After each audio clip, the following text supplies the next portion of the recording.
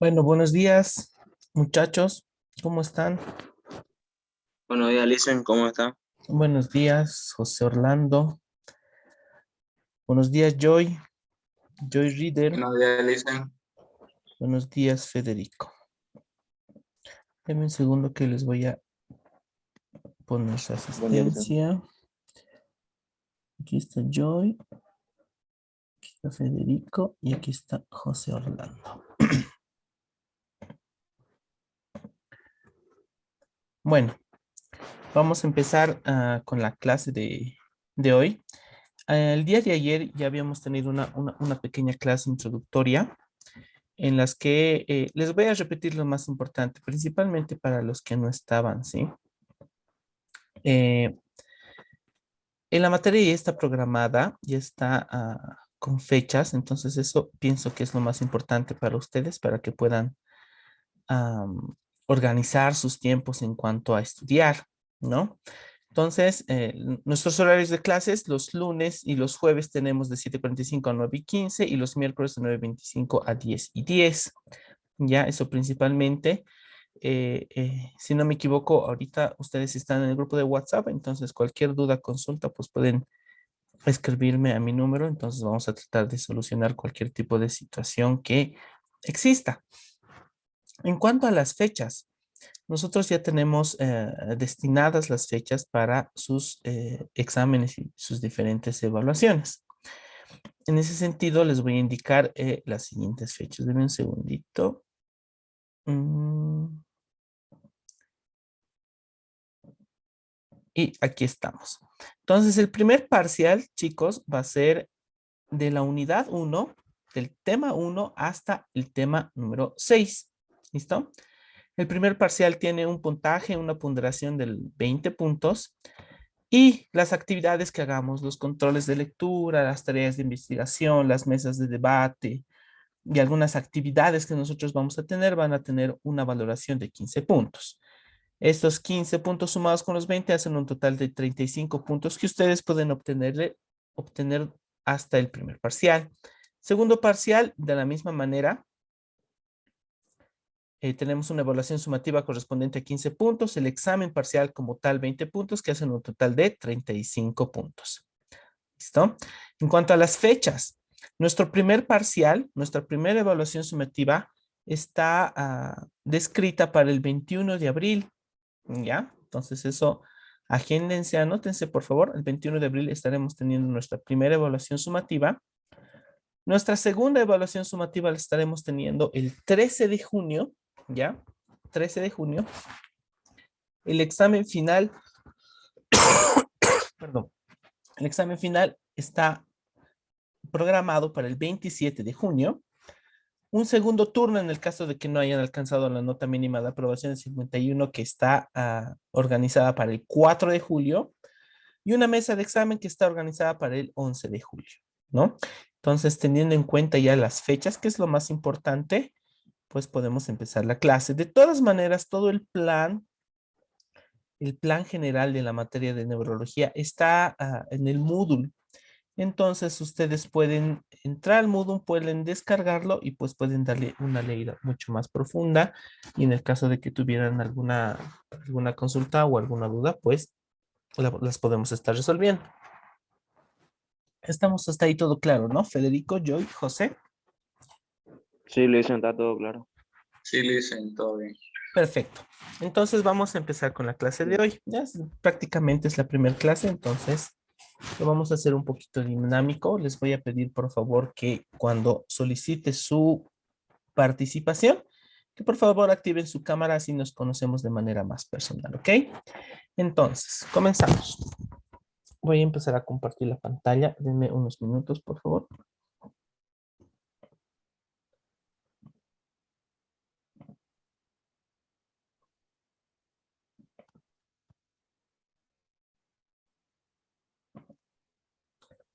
Se puede ver, ¿no? La pantalla.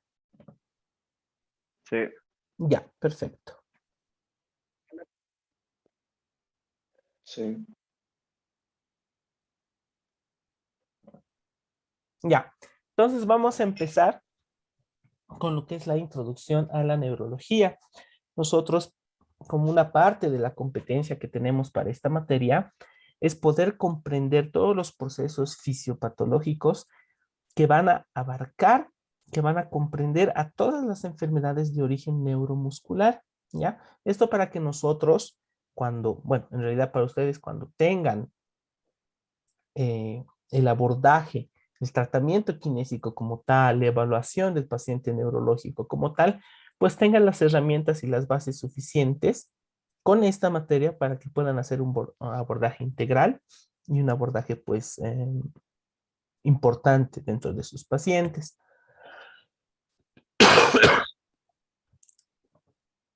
Bueno, entonces, ¿con qué objetivo nosotros tenemos que aprender o tenemos que desarrollar conocimientos en cuanto a la neurología?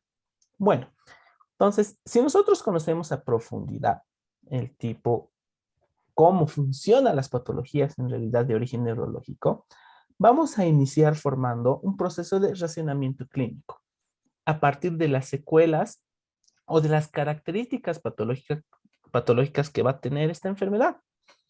A partir de este razonamiento clínico, nosotros vamos a desarrollar el análisis, ¿ya? Siempre en relación con los conocimientos teórico-prácticos que vamos a adquirir dentro de esta materia. ¿Listo? Y va a ser clave el hecho de pasar y poder aprender esta materia para que ustedes tengan una buena introducción para la evaluación neurológica, ya que es una materia que la van a ver en semestres posteriores. Esta evaluación neurológica va a ser primordial para que puedan comprender al normal funcionamiento del movimiento corporal humano, ¿ya? Entonces, la neurología tiene unas bases bastante importantes, más que todo para el desarrollo de nuestro ejercicio profesional, ¿ya? El cerebro, el cerebelo, todas las estructuras encefálicas, la sinapsis, la dirección de los movimientos, la toma de los diferentes segmentos corporales, el hecho de conocer cuáles son las llaves neurológicas, nos van a poder ayudar a que nosotros, cuando empecemos nuestras prácticas clínicas o cuando ya empecemos a trabajar de manera independiente o en alguna clínica, pues podamos abordar a esto. No podemos abordar a los pacientes que tienen alguna patología neurológica y que esta patología va a derivar pues en diferentes déficits, restricciones y limitaciones que va a tener el paciente.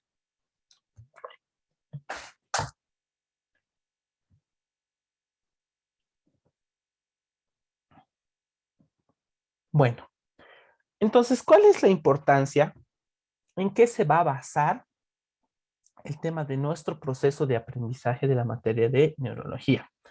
Hay dos papers muy bonitos, son cortitos, muy digeribles, muy fáciles de leer, que ni bien termine la clase, pues yo lo voy a subir a la plataforma para que le den una leída. Uno que trata sobre la importancia del proceso de evaluación fisioterapéutica en neurorehabilitación, es un artículo del año 2016. Y también tenemos otro paper del año 2021, un poco más actual, lo que nos habla de la importancia del movimiento en la rehabilitación de enfermedades neurológicas.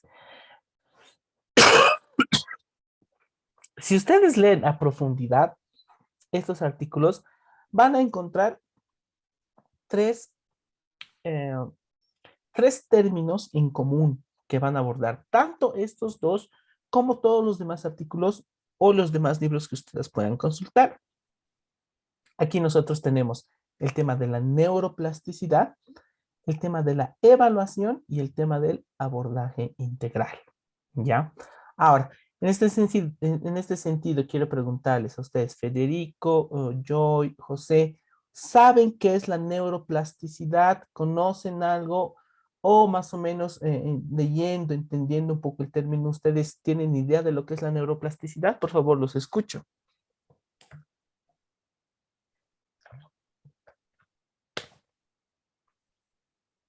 Dicen eso no va algo así como la sinapsis, si no me Ya, equivoco. ya, a ver, ¿alguien más?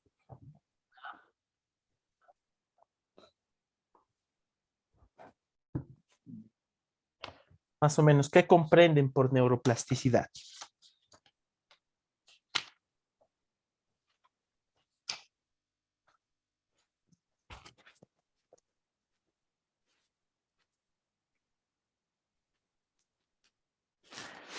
Bueno, la neuroplasticidad, chicos, es una característica principal que tiene el sistema nervioso como tal. No solo vamos a hablar del cerebro, sino del conjunto del sistema nervioso que tiene, que tiene esta neuroplasticidad. Es esa capacidad de adaptación que va a tener nuestro sistema nervioso ante estímulos externos. Ustedes tienen que comprender que cuando nosotros trabajemos con pacientes neurológicos, vamos a trabajar básicamente desde el estímulo, ya sea un estímulo a nivel muscular, ya sea un estímulo a nivel de la regulación del tono muscular. Entonces, estas estimulaciones van a provocar que nuestro sistema nervioso tenga un principio de neuroplasticidad y así nuestro sistema nervioso se adapte a, a los diferentes estímulos que nosotros le vayamos dando. En esos artículos explica un poquito más de neuroplasticidad y si tienen más dudas o quieren saber más de neuroplasticidad, pues voy a ir subiendo material al respecto para que puedan profundizar un poquito sus conocimientos. Es bastante importante. Y de hecho, la neuroplasticidad es la base fundamental del trabajo de los fisioterapeutas, ¿no? Básicamente en el área neurológica. Perdón, chicos. Bueno, en cuanto a la estructura del sistema nervioso, perdón, en cuanto a la estructura del sistema nervioso, un ratito, ahora sí, vamos a ver que la estructura del sistema nervioso principalmente la tenemos bajo una función y una estructura, ¿ya? La estructura principal, la estructura primordial, vamos a reconocer a la neurona, que en unas diapositivas un poco más adelante la vamos a describir un poco más. Esta sería la estructura fundamental del sistema nervioso y tendremos también una acción efectora que está correspondida por el arco reflejo. La fisiología del arco reflejo es bastante importante, entonces la vamos a comprender en unos temas más aparte, ¿ya? Denme, por favor, unos segunditos mientras tomo un vasito de agua.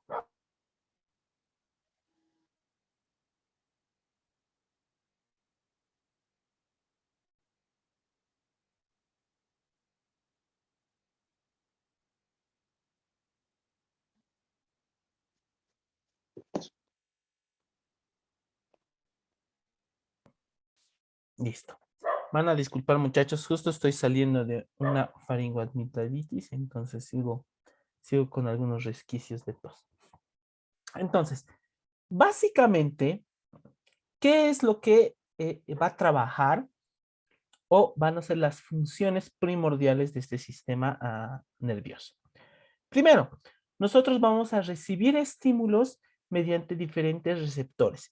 Estos receptores son varios y se encuentran distribuidos por todo nuestro cuerpo. En los temas posteriores, más que todo cuando nosotros abarquemos el tema de trastornos de la sensibilidad, vamos a comprender a profundidad cuáles tipos de receptores nosotros tenemos, dónde se encuentran y cuál es la manera correcta de estimularlos. ¿Listo? Otra función primordial que va a tener el sistema nervioso va a ser el de discriminar estímulos o información. Básicamente, nuestro sistema nervioso actúa en función a los estímulos. Este estímulo va a provocar que una vez que llegue a mi corteza cerebral va a desprender una información. Entonces discriminamos estímulos y la transformamos en manera de información. Otra función primordial que va a tener el sistema nervioso es la expresión motora. La expresión motora comprendida desde la generación de movimientos voluntarios, tanto de nuestros segmentos superiores como inferiores, también de nuestro tronco, o la expresión motora también en función a las expresiones faciales. ¿Listo? El sistema nervioso también se va a encargar de controlar y regular el funcionamiento de diferentes sistemas, ¿ya? El sistema nervioso básicamente está relacionado con todo el cuerpo, más primordialmente con el sistema endocrino, ¿no? Nosotros podemos comprender que al sistema endocrino es el encargado de la formación y de liberación de diferentes hormonas. Y estas hormonas van a regular el funcionamiento de diferentes sistemas, ¿no? Y también la parte cognitiva, ¿no? Nosotros, gracias al funcionamiento del sistema nervioso, vamos a poder desarrollar esferas críticas y esferas cognitivas. Entonces, si se dan cuenta, todas estas funciones, estas 5 funciones primordiales que nosotros estamos describiendo, van a hacer que cada uno de nosotros seamos diferentes en cuanto a nuestra estructura del sistema nervioso. Nosotros vamos a tener la misma cantidad de neuronas, vamos a tener el contenido encefálico íntegro, vamos a tener la médula espinal completamente bien, completamente funcional, pero cada uno va a tener diferentes expresiones, diferentes funciones cognitivas, diferentes maneras de reaccionar ante diferentes estímulos. Hay personas, por ejemplo, que tienen un umbral de dolor bastante alto, ¿no? ¿Qué quiero decir esto? No sé si alguna vez han tenido la oportunidad de aplicar corrientes analgésicas en pacientes, y ustedes van a poder determinar que un paciente tiene más tolerancia a la corriente que otra, ¿no? Y eso prácticamente es algo propio del sistema nervioso. El sistema nervioso de esa persona ha provocado que su umbral de dolor sea alto, por lo tanto pueda tolerar más corriente eléctrica, ¿no? Entonces eso es de cada persona. Cada persona es un mundo totalmente diferente. Bueno, entonces, con toda esta base que acabamos de dar, nosotros, ¿cómo podemos definir al sistema nervioso? Bueno, el sistema nervioso, como presenta la diapositiva, es un conjunto, ¿ya?, de estructuras morfofuncionales. Y estas estructuras van a estar especializadas. ¿Pero en qué van a estar especializadas? Pues en recibir y en enviar, en conductos aferentes y en conductos eferentes.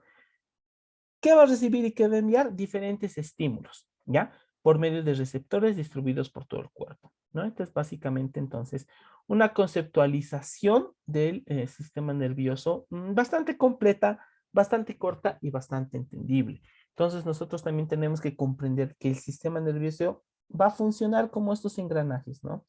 Si un engranaje está funcionando bien, pues todo me va a funcionar bien. En cambio, si uno de estos movimientos me va a fallar, pues todo el complejo, todo el conjunto, todo el sistema va a presentar algún tipo de déficit, ¿no? Y este déficit se va a traducir en diferentes limitaciones y restricciones que va a tener el paciente dentro de sus diferentes actividades. ¿Hasta aquí estamos comprendiendo todo? ¿Estamos todo claro? Sí, lo dicen todo claro. Perfecto. Vamos a pasar a la siguiente. Entonces, ya aquí vamos a empezar a tocar, vamos a empezar a hablar sobre lo que es el desarrollo del sistema nervioso. ¿Listo? Vamos a hablar un poquito de capas germinativas, un poquito del desarrollo. Yo quisiera saber es que si ustedes conocen o alguna vez en sus materias predecesoras a esta han hablado o conocen algo sobre las capas germinativas del embrión, ¿saben?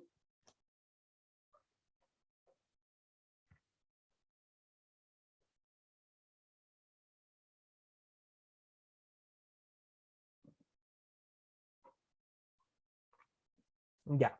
En, Sí, sí, te escucho. en neuro, el anterior semestre, llevamos. Ya, y más o menos, ¿qué te acuerdas?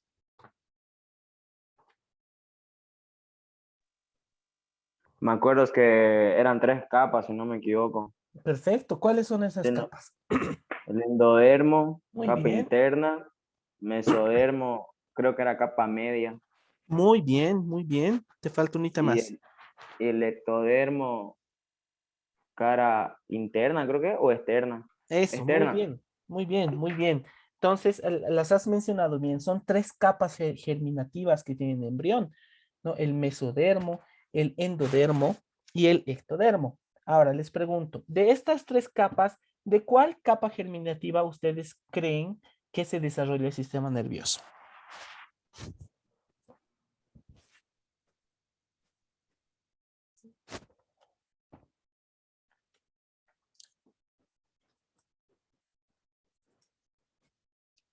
Bueno, les explico.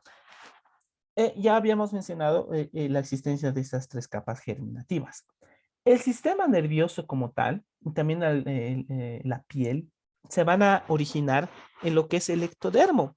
El ectodermo es la capa externa, ¿ya? De la gástrula del embrión.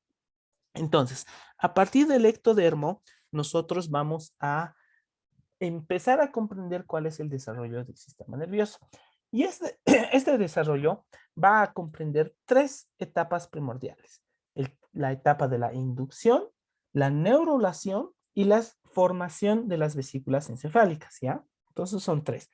Y a continuación les vamos a ir describiendo una por una.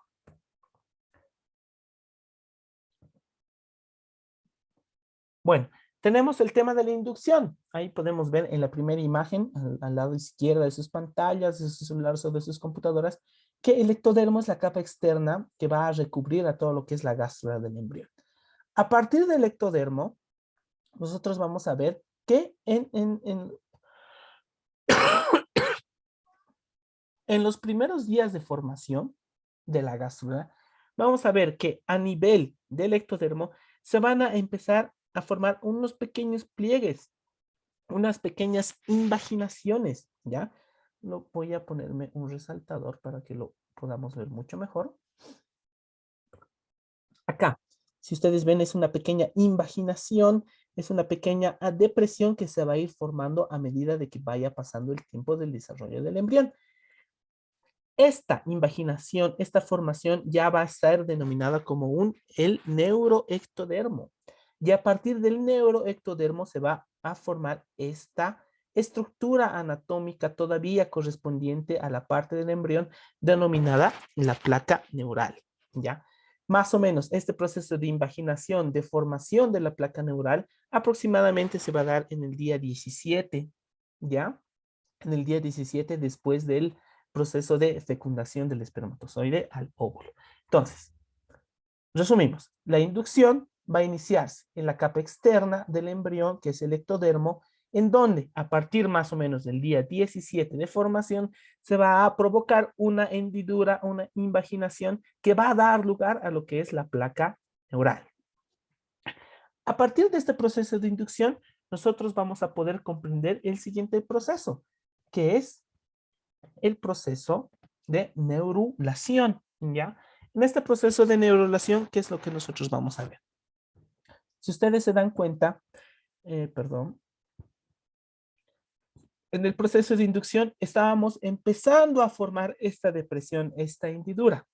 Ya en el proceso de neurulación, podemos ver que esta hendidura ya se va plegando.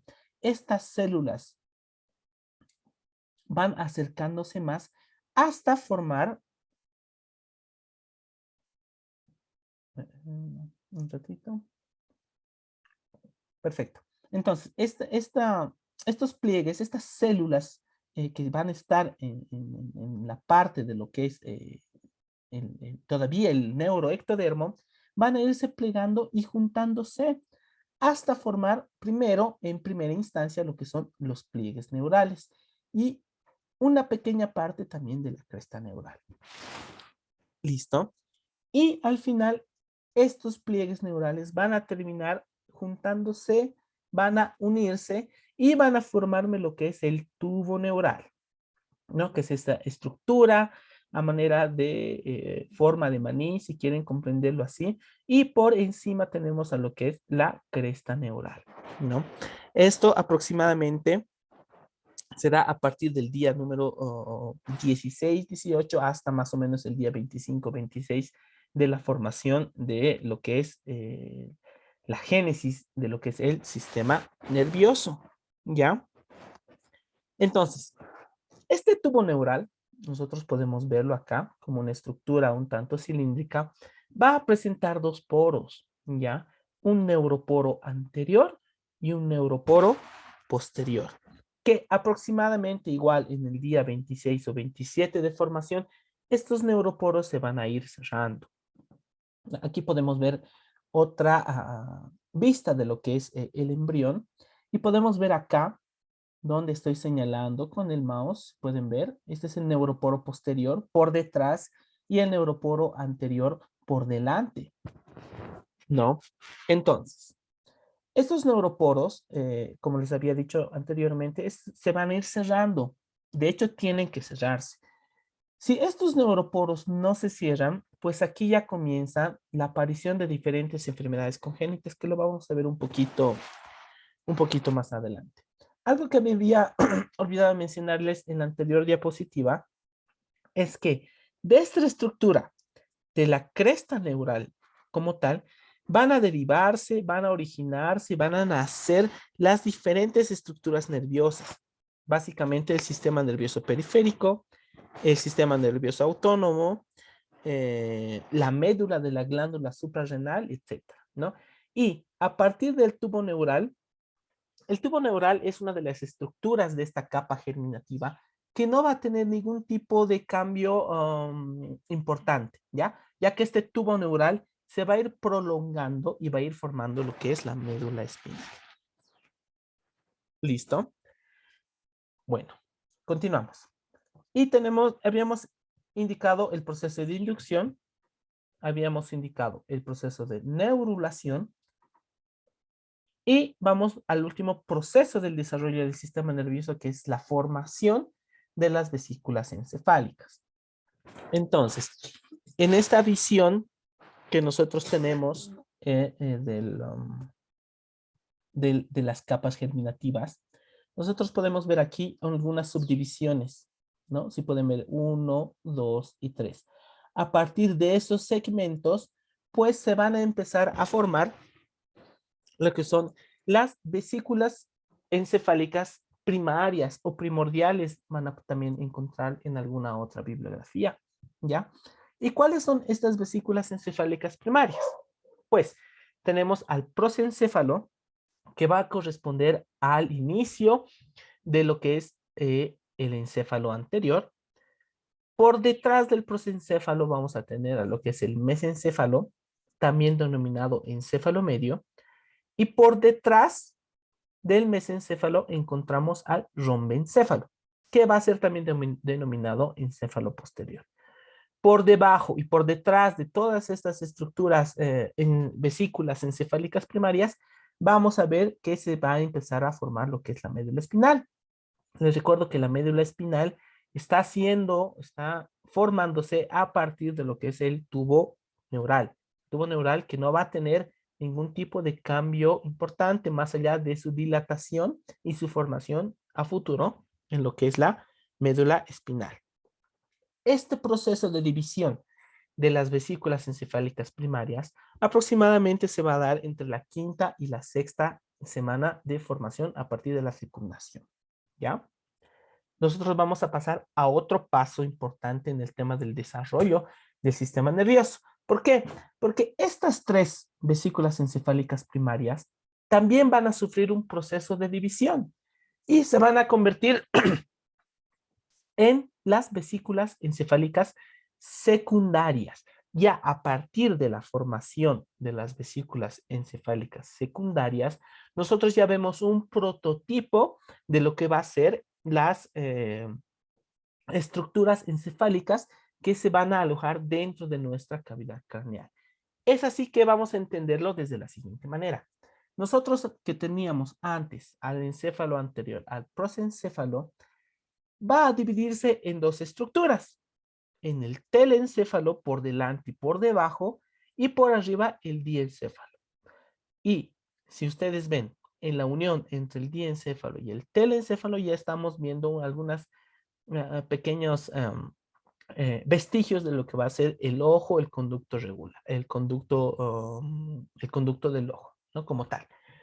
Por encima del diencéfalo vamos a encontrar al mesencéfalo, que si ustedes se dan cuenta, no está teniendo una subdivisión como tal, simplemente está teniendo una proyección hacia arriba y hacia atrás y dándole una forma más curveada, ¿no?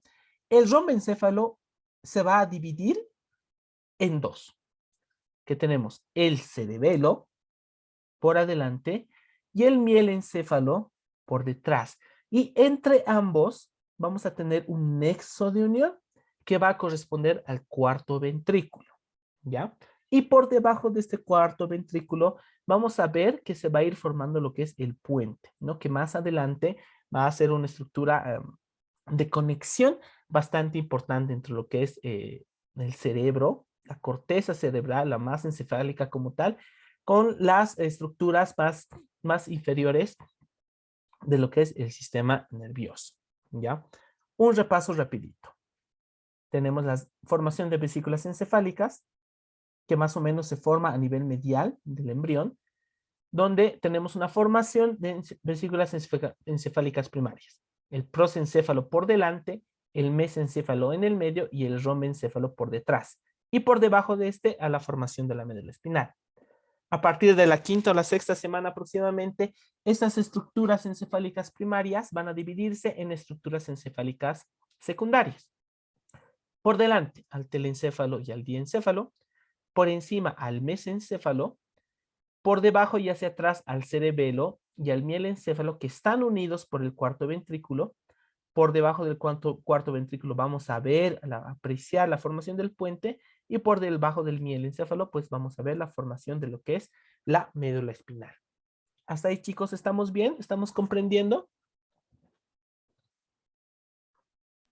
Sí, listen. Sí, listen. Perfecto, muy bien. Si tienen Sí, alguna listen. duda, pues háganmela saber, pues yo voy a repetir algo que no estén comprendiendo.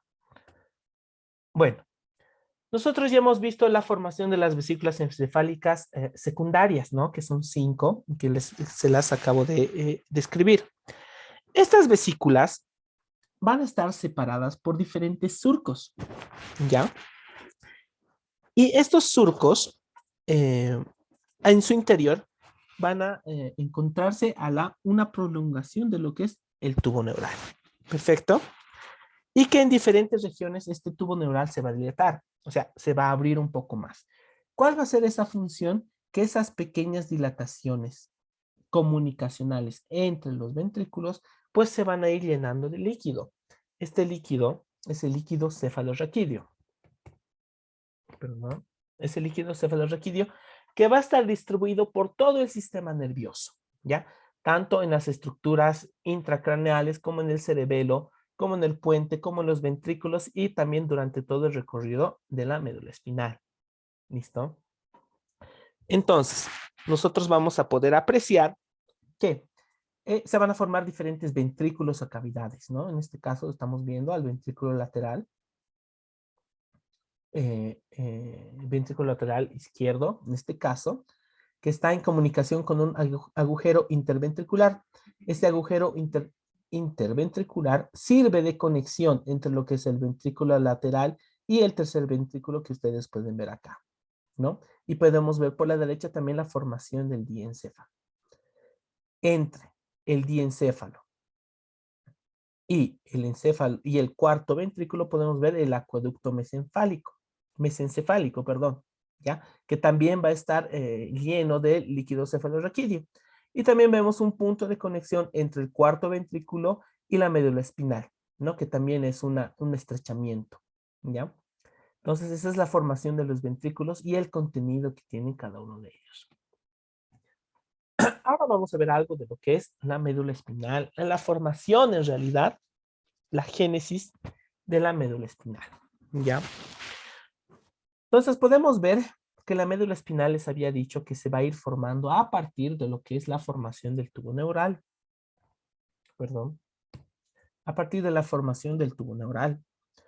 Esta médula espinal al inicio va a tener una forma de rombo, ¿ya? Si ustedes pueden ver, una forma de rombo con un ápice anterior y un ápice más estrecho a nivel posterior, ¿ya? Y esta forma de rombo va a tener diferentes paredes, ¿ya? Que son las paredes laterales. Y las paredes las paredes laterales me van a formar unos surcos que nosotros podemos apreciar aquí. Es un surco limitante. ¿Ya? Esta formación de los surcos limitantes es bastante importante poderlos comprender, ya que a partir de la formación del surco limitante, nosotros vamos a poder identificar dos estructuras de bastante importancia al momento de estudiar tanto la anatomía de la médula espinal, también para estudiar lo que es el funcionamiento de lo que es la médula espinal y también comprender la dirección de los tractos espinales. Los tractos espinales que los vamos a ver en clases más adelante. Entonces, el surco limitante me va a limitar, como dice su nombre, a dos estructuras primordiales de la médula espinal. Por delante del surco limitante vamos a ver a la placa alar, ¿ya? Esta placa alar va a corresponder cuando la médula espinal vaya terminándose de formar a lo que es el origen de las astas dorsales, astas dorsales de la médula espinal. Y las astas dorsales de la médula espinal básicamente tienen una función sensitiva. Es decir, todos los estímulos de sensación, frío, dolor, calor, vibración, presión, van a pasar por lo que es el asta dorsal de la médula espinal. En contrapartida, todo lo que está por delante de lo que es el surco limitante va a ser denominado como la placa basal, ¿no? Que estamos viendo acá. La placa basal, a medida de que vaya desarrollándose más, la placa basal va a dar origen a lo que son las astas ventrales de la médula espinal. Y las astas ventrales de la médula espinal tienen una función netamente motora. Es decir, los movimientos que nosotros hagamos, tanto en segmentos superiores, inferiores, el tronco, cualquier tipo de estímulo que requiera una acción motora, va a pasar por lo que son las astas ventrales de la médula espinal, ¿no? Entonces, por eso les decía que es bastante importante reconocer en el origen de la médula espinal el surco limitante, ¿no? Surco limitante, vamos a nos va a diferenciar a lo que es por atrás, la placa alar, que va a dar lugar a lo que son las astas dorsales de la médula espinal que tienen una función sensitiva, y por detrás vamos a ver a lo que es la placa basal, que va a dar lugar, que va a dar origen a lo que son las astas ventrales de la médula espinal que tienen una función motora. ¿Ya? Deme un minutito, por favor. Muy bien. Y aquí podemos ver un esquema clásico de lo que son los derivados de las vesículas ya secundarias que las acabamos de ver. Entonces, esto es bastante sencillo. Ustedes pueden ver que del prosencéfalo, recordemos que el prosencéfalo es la estructura que se va a encontrar más anterior a lo que son las estructuras encefálicas. Vamos a ver que el prosencéfalo se divide en dos estructuras: el diencéfalo y el teleencéfalo. Diencéfalo por delante y el teleencéfalo por detrás. El diencéfalo va a dar lugar a las estructuras más pequeñas, pero igual de importantes de lo que es el sistema nervioso. Como vemos, al tálamo, al hipotálamo, al epitálamo, al metatálamo, al subtálamo y al espacio del tercer. Y su espacio, mejor dicho, de estas estructuras va a corresponder al tercer ventrículo. ¿Ya? En contrapartida, podemos ver que el telencéfalo va a dividirse, bueno, va a dar origen en realidad a lo que es el cuerpo estriado que corresponde a la formación de diferentes núcleos, como el núcleo abducens, como el bulbo olfatorio. También va a dar lugar a lo que es la corteza cerebral, y una de las estructuras más importantes porque sus funciones dentro de lo que es la actividad que nosotros vamos a atender va a derivar en situaciones bastante complejas. Tenemos también que el telencéfalo va a dar lugar a lo que es la formación de la sustancia blanca. Y estas estructuras nerviosas centrales van a estar alojadas dentro de lo que son los ventrículos laterales. Pasamos a la siguiente estructura vesícula secundaria, que es el mesencéfalo. El mesencéfalo como tal va a dar lugar solo a una estructura, que son los pedúnculos cerebrales. Los pedúnculos cerebrales comprendidos como los pilares del sistema nervioso central, desde los cuales van a ir tener un punto de fijación todas las estructuras nerviosas predecedentes. También vamos a comprender al rombencéfalo, que a partir de esta estructura nosotros vamos a poder dar origen primero a la médula oblongada por delante, por debajo al puente y por debajo del puente a la estructura del cerebelo. Y por último, al tubo neural, que como les repito por tercera vez, que el tubo neural es la estructura germinativa que no va a tener ningún tipo de cambio muy importante, que me va a dar lugar a la médula espinal. Entonces, es la división clásica que nosotros vamos a poder encontrar en cuanto al esquema de derivados de las vesículas secundarias. ¿Ya? Ahora, hemos podido comprender un proceso de formación, de desarrollo del sistema nervioso en el ámbito normal, en el ámbito funcional, pero dentro de este desarrollo, dentro de estos procesos, dentro de estas divisiones que nosotros vamos a tener de las estructuras encefálicas, también vamos a ver mecanismos patológicos, mecanismos que no están comprendidos dentro de la fisiología nerviosa y que van a derivar en diferentes enfermedades o en diferentes situaciones que van a tener secuelas nerviosas, muchas de ellas con compromiso vital. En ese sentido, nosotros podemos ver los defectos del desarrollo del sistema nervioso. En realidad, los defectos del desarrollo del sistema nervioso son varios, ¿ya? Son bastantes. Nosotros solo vamos a describir los 4 más importantes y que son los 4 más comunes. En primer lugar, la anencefalia. A ver, muchachos, ustedes que están viendo la imagen de la anencefalia, están leyendo que acá dice anencefalia, más o menos, ¿qué comprenden o qué entienden de lo que es la anencefalia? Los escucho.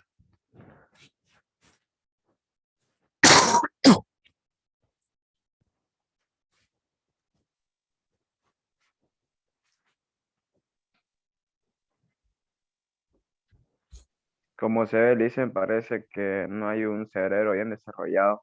Exacto, exacto. A ver, ¿alguien más?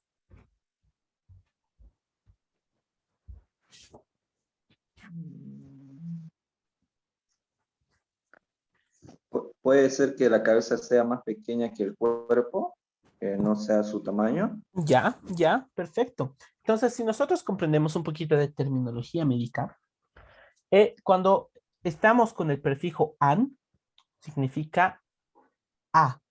A o an, esos dos prefijos, me significan la ausencia, la no existencia. Y si vemos encefalia, pues estamos comprendiendo que es de las estructuras encefálicas. Entonces, la anencefalia es un defecto del desarrollo del sistema nervioso en el que no se forman las estructuras encefálicas, más correspondientemente al cerebro como tal, ¿no? Entonces, estamos viendo ahí en la imagen de un niño con anencefalia que no se ha formado lo que son el cerebro como tal. ¿Ya?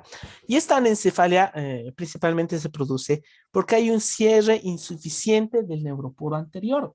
¿Se acuerdan que les había dicho que dentro de la formación, del desarrollo les voy a mostrar la diapositiva para que no se olviden, dentro del desarrollo, del inicio de las vesículas encefálicas primarias, habíamos visto que el ectodermo, el neuroectodermo en realidad va a tener 2 poros, ¿no? Un neuroporo anterior y un neuroporo posterior, que estos poros tienen que cerrarse.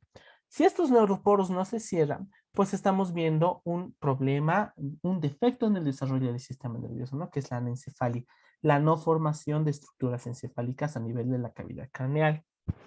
¿Ok? Luego podemos ver la encéfalo-meningocele. Si ustedes pueden ver, este niño está con un cráneo formado, tenemos una estructura encefálica contenida dentro de la cavidad craneana, pero ¿qué es lo que está pasando a nivel posterior? Si ustedes se dan cuenta, a nivel posterior, a nivel de donde se encuentra el cerebelo, la protuberancia y el puente, hay una dilatación, hay una exacerbación, hay una protrusión de un contenido. Este contenido es, pues, las meninges, es también parte del cerebelo. Esta enfermedad, esta encefalomeningocelia, se produce de la misma manera por un defecto en el cierre de los neuroporos, ¿ya? Del neuroporo anterior más específicamente. También tenemos a lo que es la hidrocefalia comprendida como un aumento del líquido cefalorraquídeo dentro de nuestra cavidad encefálica. Todos tenemos líquido cefalorraquídeo en nuestro cuerpo, absolutamente todos. Pero ¿qué es lo que está pasando en una persona, en un bebé que cursa con hidrocefalia? Pues hay una obstrucción del conducto prosencefálico. El conducto prosencefálico es una especie de túnel que me va a ayudar a drenar o a distribuir de mejor manera el líquido cefalorraquídeo por todo mi cuerpo. Cuando este conducto prosencefálico está obstruido, entonces me produce una acumulación de líquido cefalorraquídeo a nivel craneal, ¿no? Y esta acumulación de líquido cefalorraquídeo, primero que no me va a dejar que el cerebro, que las estructuras encefálicas se desarrollen de buena manera. Segundo, me va a aumentar la presión intracraneal. Y tercero, va a provocar que este niño tenga secuelas tanto cognitivas como motoras a futuro. Y la última alteración más común dentro de lo que es el desarrollo del sistema nervioso, podemos ver lo que es la espina bífida. La espina bífida, que es una alteración en el cierre de las apófisis espinosas de las vértebras. Más comúnmente se da en las apófisis espinosas a nivel lumbar. Espinas bífidas hay de dos tipos, generalmente una espina bífida abierta, en la que podemos ver la protrusión de las meninges, de la dura madre, de la pía madre, de la aracnoides por fuera de lo que es el contenido o el canal medular de lo que es la vértebra, de las vértebras, y también hay protrusión del líquido cefalorraquídeo.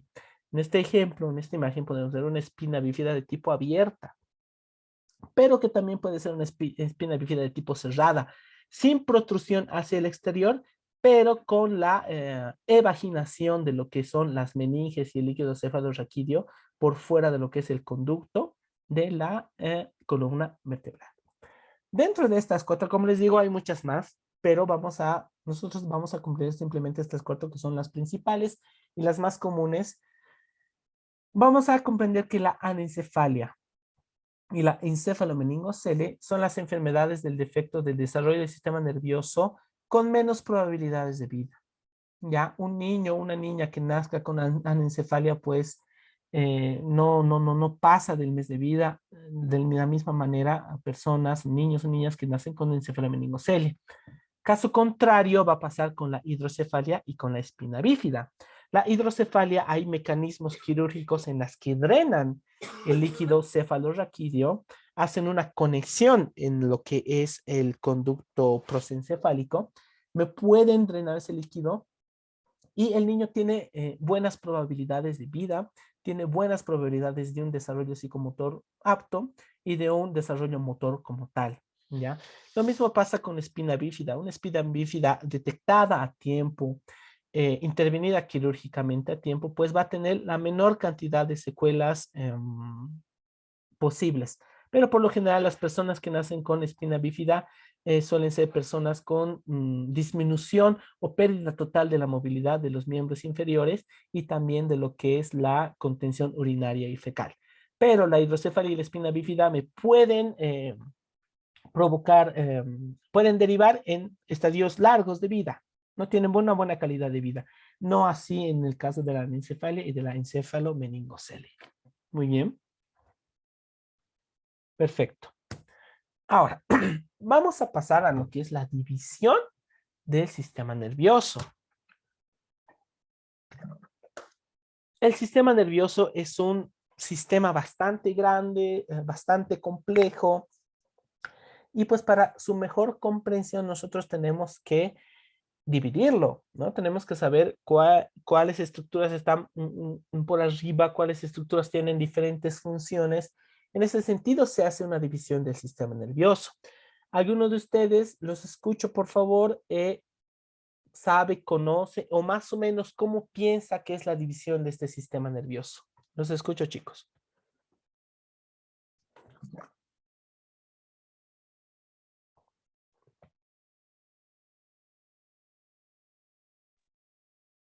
A ver, piensen, piensen, muchachos.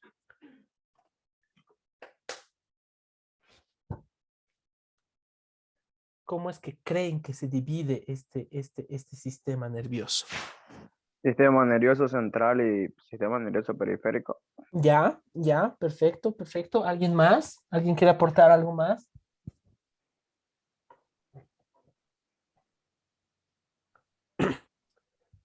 ¿Es- ¿Está correcto lo que dice el compañero? Podemos nosotros dividir el sistema nervioso en sistema nervioso central y periférico, pero vamos a ahondar un poquito más esta división, ¿sí? Entonces, la división del sistema nervioso es la siguiente. ¿Ya? Tenemos una división anatómica y tenemos una división funcional. Perfecto. Dentro de lo que es la división anatómica, vemos al sistema nervioso central y al sistema nervioso periférico, lo que nos acaba de comentar el compañero. El sistema nervioso central se va a dividir en dos, en lo que es el encéfalo como tal y lo que es la médula espinal. Al mismo tiempo, este encéfalo se va a dividir en tres estructuras primordiales: el cerebro, el cerebelo y el tronco encefálico. De la misma manera, vamos a poder ver que el cerebro se divide en dos, en el telencéfalo y el diencéfalo, y el tronco encefálico en el bulbo raquídeo, en el puente y en el mesencéfalo. El cerebelo no tiene ninguna otra subdivisión. Nosotros comprendemos a lo que es el sistema nervioso periférico, que va a dar lugar, va a dar origen a lo que son los nervios y los ganglios. En este punto vamos a identificar a los pares craneales y a los pares raquídeos. Ahora, quiero escucharlos ustedes, quiero que me mencionen cuáles son los pares craneales. Son 12 pares craneales. Quiero que me digan los que se acuerdan, por favor, los escucho.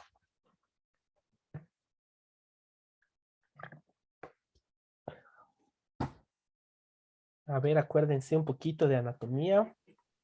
El Olfatorio, olfatorio, Ya, óptico, perfecto, oculomotor, ocular, perfecto. el nervio vago, el Ya, trigémino. muy bien, hipogloso. muy bien. De eso no me acuerdo. Perfecto, perfecto. La mejor manera de poder recordar, porque son estructuras anatómicas que requieren de mucha memoria, ¿no? Y la mente es frágil. Entonces nos olvidamos, todos nos olvidamos. Pero a manera de repetir, a manera de hacer acuerdo, pues estas estructuras se van a ir quedando en su cabeza. Entonces es muy recomendable que hagan eso. ¿Cuáles son los pares craneales? Si nos vamos en orden, tenemos al primero que es el olfatorio, al segundo que es el óptico. Tenemos al tercer par craneal correspondiente a lo que es el oculomotor. El cuarto que corresponde a lo que es el par 4 es el troclear. El quinto par, uno de los que más trabajamos y uno de los que más problemas nos da a nivel sensitivo, el quinto par es el trigémino. El sexto par es el abducens. El séptimo par, igual es otro par craneal con el que vamos a trabajar bastante, el nervio facial. El octavo par craneal, que igual nosotros trabajamos bastante en cuanto a la rehabilitación vestibular de los pacientes, que es el vestíbulo coclear. El noveno par, ¿ya? Un par que no es voluntario como tal, ¿no? Sino actúa de manera independiente, que es el glosofaringeo. De la misma manera, el décimo par que corresponde al vago. El par número 11, que es el accesorio, y al último par, el 12, que es el hipogloso, ¿no? Entonces, esos son la distribución de los 12 pares craneales. Dentro de nuestra actividad académica, dentro de uno de los temas, está la evaluación de estos pares craneales, ¿no? Porque nosotros tenemos que saber evaluarnos de manera neurológica. Y para ello también tenemos que comprender cuál es su origen real, cuál es su origen aparente, cuál es su distribución cuál es la cantidad de raíces nerviosas que tiene, si es un nervio si es un nervio sensitivo, si es un nervio motor, si es un nervio mixto. Eso lo vamos a ir viendo más adelante. Pero lo que es importante que ustedes sepan es que los pares craneales van a derivar de los nervios que van a salir del sistema nervioso periférico. De la misma manera, los pares raquídeos. Los pares raquídeos nosotros tenemos una cantidad de 31 a 33, perdón. Y estos pares raquídeos se van a ir distribuyendo de manera lateral por los forámenes de las vértebras, ¿no? Bueno, y una división funcional que corresponde al sistema nervioso simpático y al sistema nervioso autónomo.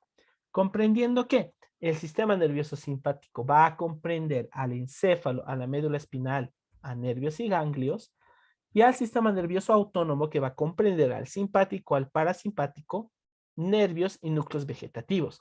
Si se dan cuenta, tanto anatómica como funcionalmente, podemos ver que, por ejemplo, en el sistema nervioso central tenemos el encéfalo y la médula espinal. En la división funcional tenemos en el sistema nervioso simpático al encéfalo y a la médula espinal de la misma manera. Pero ¿por qué están dos mismas estructuras dentro de dos divisiones?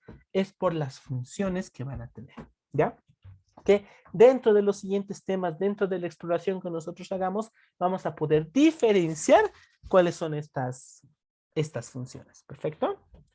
Bueno, pasamos. Entonces, dentro de la división del sistema nervioso, podemos ver que el sistema nervioso va a funcionar perceptivamente, que es lo que les decía en las primeras diapositivas, ¿ya? ¿Cómo va a funcionar? Por intermedio de diferentes vías sensitivas y sensoriales, tanto aferentes como eferentes, ¿ya? Y van a actuar en función a ¿qué? En función a la acción o en función en función a la acción o en función efectora, ¿no? De acuerdo a lo que yo quiera realizar o a lo que yo quiera recibir por medio de las vías motoras, ¿ya?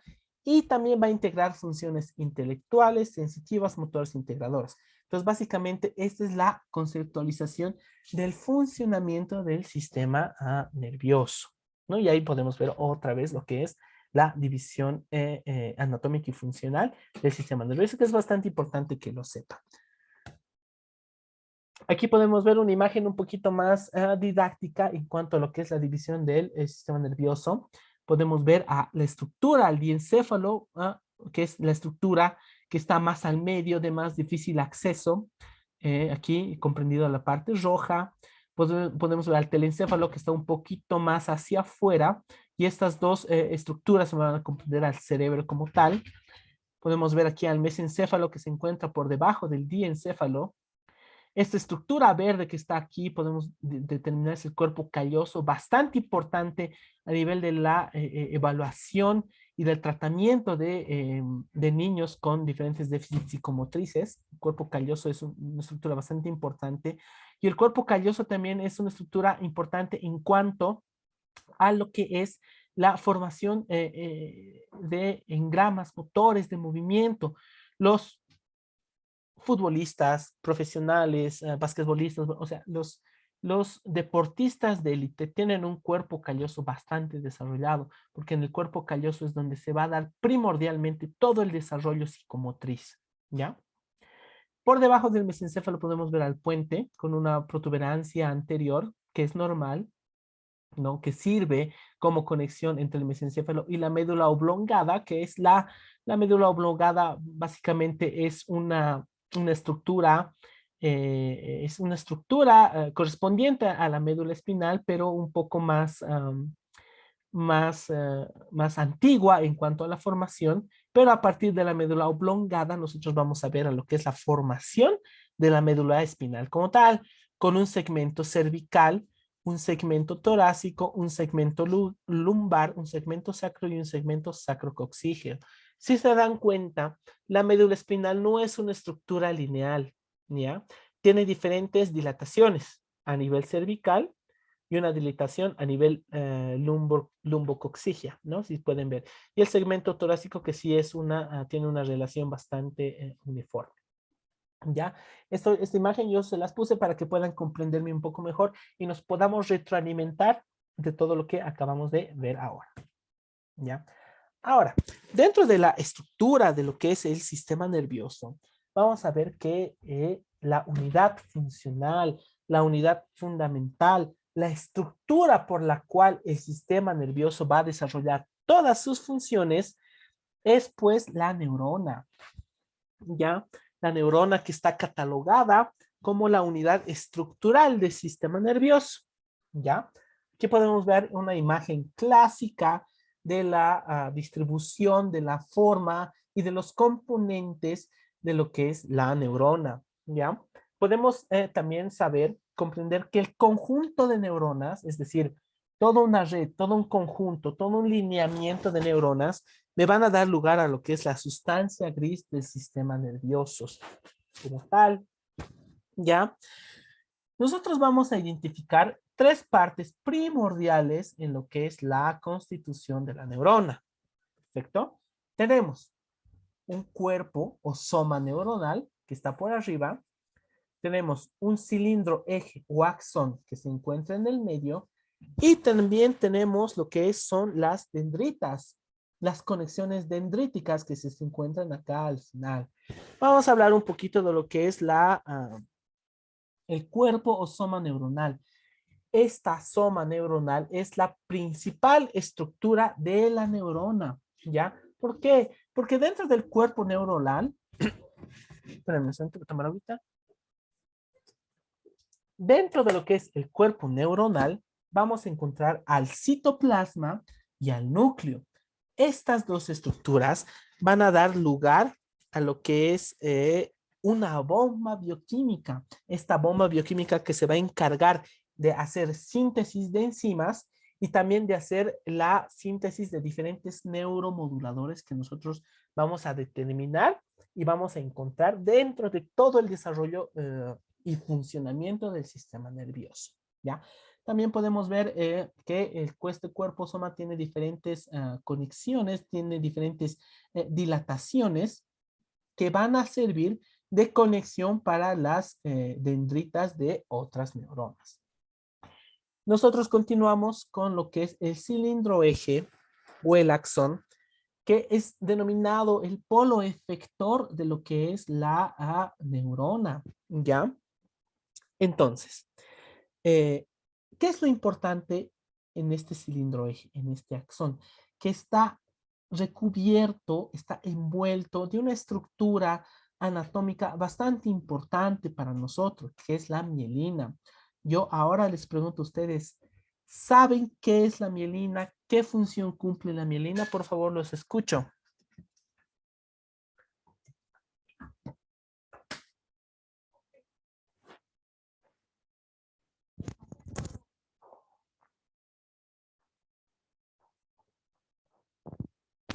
A ver, chicos, ¿qué es la mielina?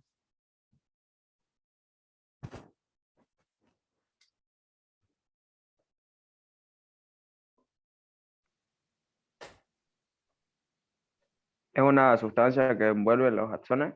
Ya, es una sustancia que envuelve los axones. Eso está muy bien. Pero ¿cuál es la función primordial que cumple esta mielina?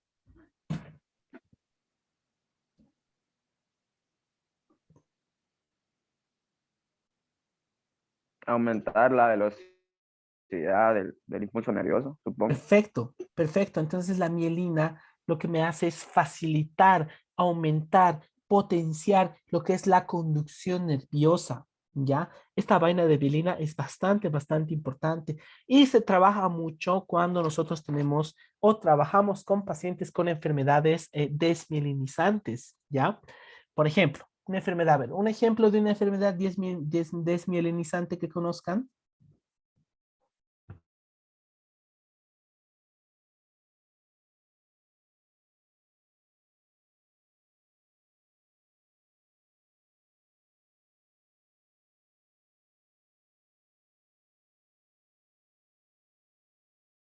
Una enfermedad muy clásica, muy importante es el Guillain-Barré, ¿no? Guillain-Barré, que es una enfermedad desmielinizante, ¿no? Que actúa a nivel de la vaina, de la vaina de mielina, del cilindro eje, del axón de la neurona. Entonces, durante el desarrollo del Guillain-Barré, esta vaina de mielina pues se va gastando, ¿m? No hay esta vaina de mielina. Entonces, si no tenemos la mielina, entonces la conductividad nerviosa no va a pasar. Pues. Entonces, por eso los pacientes con Guillain-Barré tienen periodos de parálisis, ¿no? Y es una parálisis ascendente que empieza desde los pies hacia arriba. Y de acuerdo a la gravedad, si esta Guillain-Barré va subiendo, subiendo, subiendo y me afecta a raíces nerviosas C5, C4, pues me va a afectar centros respiratorios y el paciente pues no va a poder sobrevivir.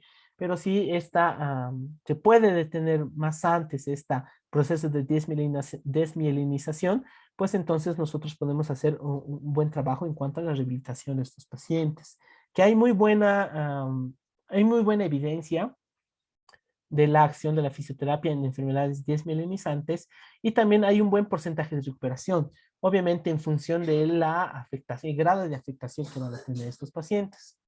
Ya, si ustedes se dan cuenta, el cilindro axón o el eje no es continuo, tiene unos pequeños estrechamientos. Estos pequeños estrechamientos corresponden a los nódulos de Ranvier. Los nódulos de Ranvier cumplen, perdón, la misma función que la vaina de mielina. Al ser estrechamientos, van a provocar que también este impulso nervioso sea transmitido de manera mucho más rápida. ¿Ya? Al final de lo que es el cilindro eje, el axón, podemos ver a lo que son las dendritas. ¿Ya? Las dendritas que se van a encargar de conectarse con otro tipo de neuronas. ¿Ya? Algo que me estaba olvidando aquí en cuanto al axón es mencionarles que el axón va a tener dos tipos de transporte, ¿ya? Un transporte anterógrado y un transporte retrógrado. ¿Qué es el transporte anterógrado? Son los elementos o la información que va a ser transportada hacia adelante, es decir, la información anterógrada, el transporte anterógrado va a ir así, chan, desde las dendritas hacia el soma, desde la parte final de la acción hacia el cuerpo neuronal, ¿no? Tiene esa dirección. Este tipo de transporte es bastante importante porque me va a dar un crecimiento axónico bastante importante, ¿ya? Y un estado de nutrición de la neurona bastante óptimo. El otro tipo de transporte, que es el transporte retrógrado, va en sentido contrario, ¿no? Va en sentido contrario hacia adelante, va hacia atrás, perdón, no es un transporte hacia atrás, es decir, que me va desde aquí hacia atrás. Y generalmente es un tipo de transporte propio cuando hay algún tipo de toxina o cuando hay algún tipo de virus dentro del sistema nervioso. Eso es algo que me olvidaba mencionarles en cuanto al axón. Recapitulando, tenemos a la neurona que se divide en tres partes. Un cuerpo neuronal, un axón y las dendritas. El cuerpo neuronal, la parte más importante, porque dentro se encuentra el núcleo y el citoplasma, que se va a encargar de provocar diferentes bombas bioquímicas para la producción de diferentes enzimas y de neurotransmisores. Tenemos al axón o cilindro eje que está envuelto en una capa, que es la capa de mielina, que se va a encargar, primero, el axón de transmitir los impulsos y segundo, la vaina de mielina de facilitar, de potenciar, de hacer más rápida esta transmisión. Y tenemos también a las dendritas que en su parte más distal o en su parte final, perdón, se va a encargar de conectarse con otras neuronas, ¿no? Eso es el resumen de lo que es la estructura de la neurona. Ahora, en cuanto al número de neuronas, aproximadamente nosotros tenemos una persona adulta como tal, tiene aproximadamente 100.000 millones de neuronas, ¿ya? ¿Cuál es la desventaja de las neuronas? Que una vez que las neuronas mueren, no pueden volverse a regenerar. Neurona muerta va a estar siempre, ¿ya? Pero hay un mecanismo de compensación de estas neuronas muertas que les voy a explicar un poquito más adelante, ¿ya? Niños más o menos aproximadamente hasta los 8 años están en el pico de neuronas. Es la edad donde más neuronas va a haber en el cuerpo. Y a medida que vaya pasando el cuerpo, pues estas neuronas van a ir desapareciendo. Mucho va a depender también de la calidad de vida que tenga la persona. En cuanto a las formas de las neuronas, aquí vemos una forma clásica, pero también tienen diferentes formas. Tenemos aquí en la primera imagen una de manera esférica. Si se dan cuenta, el cuerpo neuronal es forma esférico, no tiene dilataciones. Las dilataciones más que todo se encuentran aquí a nivel de las dendritas. Una forma esférica, perdón, una forma piriforme, que la vemos aquí, una forma de pera, de igual manera que el cuerpo no tiene prolongaciones que puedan conectarse con otras neuronas, pero sí las dendritas como tal. Una forma piramidal, estas formas piramidales generalmente se encuentran en algunos tipos de músculo, y las formas estrelladas, que son las más comunes, ¿no? Y también hay las diferentes formas de neuronas de acuerdo a sus prolongaciones. Aquí podemos ver una prolongación monopolar, ¿no? Con una sola dirección, una bipolar con ambos lados y multipolar, ¿no? Que es el modelo clásico de lo que es la neurona. Bueno, dentro de la neurona como tal, el proceso más importante que va a tener es el proceso de la sinapsis, ¿ya? Sinapsis entendido como el área de contacto funcional entre neuronas. Perfecto. Entonces podemos ver aquí una prolongación final del axón, ya con una forma más o menos redondeada. Y aquí abajo podemos ver la conexión con otra neurona. Si se dan cuenta, entre neurona y neurona no hay una conexión, no hay un contacto como tal, ¿ya?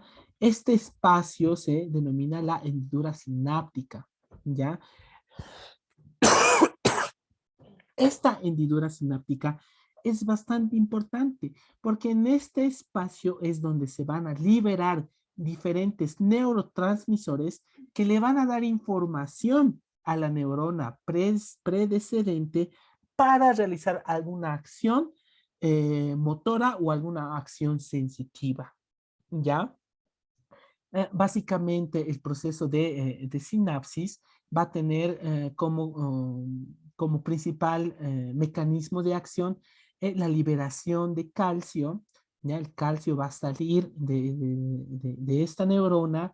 Este calcio va a alojarse en lo que es la hendidura sináptica, va a trabajar de manera conjunta con los neurotransmisores, y estas estructuras van a ir a lo que son los receptores de la membrana postsináptica para efectuar la respuesta, ¿ya? Entonces, la sinapsis es un mecanismo bastante importante de conexión entre las neuronas, ¿ya? Porque me va a transmitir el impulso nervioso y de acuerdo al estímulo que vaya recibiendo, vamos a excitar o vamos a inhibir. Perfecto. Entonces, hay dos tipos de sinapsis que nosotros vamos a poder determinar, vamos a poder describir. Hay la sinapsis de tipo química, que básicamente está dada por los neurotransmisores. Más adelante vamos a ver qué tipos de neurotransmisores existen y cuáles son los más importantes. Como pincelado les doy que el neurotransmisor, más importante a nivel de la función muscular es la acetilcolina, ¿no? Que es un neurotransmisor que va a ayudar a realizar el movimiento muscular como tal. Cuando tenemos una sinapsis de tipo química, vamos a ver que hay un impulso de tipo unidireccional. Va a tener un solo sentido.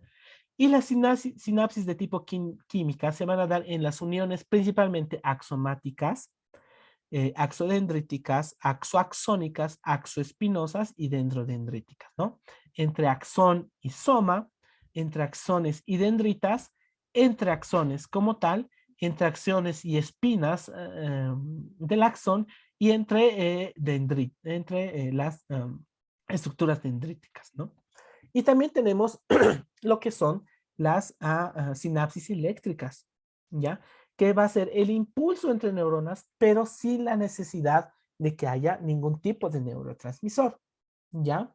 Estas eléctricas básicamente van a tener un impulso bidireccional, ¿ya? Y las principales uniones donde se van a dar estas sinapsis eléctricas van a ser las axosomáticas, las dendrosomáticas, las dendrodendríticas y las somatosomáticas. Tanto químicas como eléctricas se producen en el cuerpo. Las más importantes, no hay una más importante, las dos son importantes, pero cuando nosotros hacemos estimulación, cuando nosotros trabajamos con el paciente neurológico, con algún tipo de secuela neurológica, pues trabajamos más que todo las sinapsis eléctricas, ¿ya? Pasamos. Ahora sí, Les había comentado que a nivel de las neuronas, cuando mueren, pues no hay vuelta atrás. Neurona muerta, muerta está. Pero el cuerpo tiene un mecanismo de compensación de estas células que van a morir. Y este mecanismo de compensación básicamente está dado por lo que es la neuroglía. ¿Ya? La neuroglía son unas células de apoyo, ¿ya? Que van a ir a tener funciones similares a lo que es la neurona como tal, ¿ya? Dentro de los tipos de neuroglía que nosotros vamos a poder comprender, tenemos a tres, ¿no? Básicamente a los astrocitos protoplasmáticos, a los astrocitos fibrosos, que ambos tipos de astrocitos van a tener una función de nutrición y de sostén, ¿ya? Podemos ver acá en imagen, este es un pie vascular, un conducto vascular donde va a fluir lo que es sangre, ¿ya? Si se dan cuenta, aquí está un astrocito fibroso que no tiene una forma clásica de una neurona, pero sí tiene más o menos conexiones. Y los impulsos nerviosos también van a llegar a la neuroglía y la neuroglía también me va a transmitir estos impulsos, ¿no? Para, en este caso, vasodilatar o producir vasodilatación o producir vasoconstricción a nivel de este vaso, ¿no? Aquí también tenemos otro tipo de astrocitos, los astrocitos protoplasmáticos, que están más en relación con las neuronas como tal, pero también con las estructuras a las que va a transmitir el impulso. ¿Ya? Nutrición y sostén me van a provocar que tanto la estructura inervada como la neurona estén nutridas, estén bien perfundidas, y de sostén, ¿no? Que me van a provocar que las neuronas y la estructura anatómica que va a ser inervada, pues estén en un sitio, ¿no? Y no haya ningún tipo de movimiento ahí. ¿Ya? Y también tenemos a otro tipo de neuroglía que es la oligodendroglía. Perdón, que básicamente se va a encargar de producir lo que es la mielina. Entonces no hay mucho problema. Sí, se nos van muriendo neuronas, también tenemos este mecanismo que es la neuroglía que va a ir supliendo esta función. Obviamente no va a cumplir la función al 100% de una neurona, pero sí va a tratar de compensar algo, ¿no? Entonces, esto en cuanto a la neuroglía. Bueno, vamos a entrar a lo que es la médula espinal, pero el tema de médula espinal es un poquito largo, ¿ya? Tenemos que ver la forma, ya hemos visto dónde se desarrolla, tenemos que ver las dilataciones y cuáles son los conductos, los tractos principales, los tractos espinales y la división de la médula espinal como tal, tanto dentro de sus astas anteriores o como de sus astas posteriores. Entonces, como ya estamos casi en el límite de tiempo, lo vamos a dejar ahí, chicos. Vamos a dejar pendiente el tema de médula espinal y lo vamos a trabajar con más profundidad, con más calma y con más energía el día lunes a las 8 menos cuarto que nosotros tenemos clase. ¿Listo? Entonces les voy a dejar de compartir.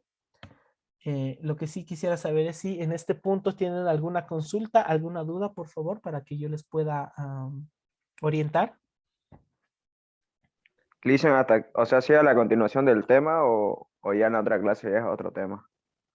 No, la siguiente va a ser la continuación del tema, la continuación. Seguimos. Es un tema un poquito largo, lo estoy tratando de hacer un poquito más dinámico, más corto, con todo lo esencial que nosotros debamos saber. Ya, listen, otro tema, ¿siempre vamos a entrar a este link de Zoom o usted va a mandar al grupo de WhatsApp? El link de Zoom yo lo voy a mandar tanto al Moodle como al grupo de WhatsApp, pero yo preferiría que por favor para darle más uso a la plataforma del Moodle o entren por la plataforma del Moodle, pero va a estar en el Moodle y en el grupo de WhatsApp. Ya, listen, gracias. Perfecto, entonces si no tenemos más cuestionantes, pues nos podemos despedir. Muchachos, nos vemos el día lunes en la continuación del tema. ¿Les parece? Hasta luego, listen. Se cuida. Chao muchachos, cuídense. Hasta luego, Lisa.